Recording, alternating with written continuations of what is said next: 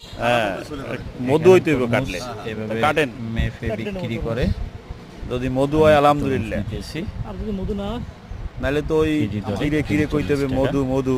এই তরমুজটার দাম হচ্ছে দেখি 282 রামপাল বাজার একটা টাকা। তরমুজ, না এটা পেরিখেলি বাজার, তরমুজটা কেটে পেরিখেলি দিচ্ছি। বাজার একটা তরমুজ কিনতে আইলাম মোংলা থেকে, তাও গাড়ি ভাড়া করে।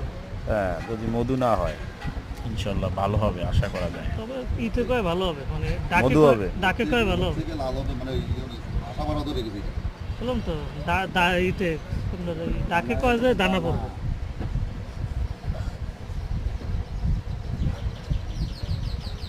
দেখা যাক কি হয়, দেখা যাক। মধু বাইরাইনি,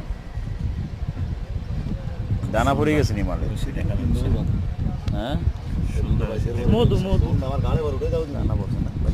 আসে ফোন দেখার জন্য মধু রস পাবে। আর একটা ছোট সাইজ দেন তো।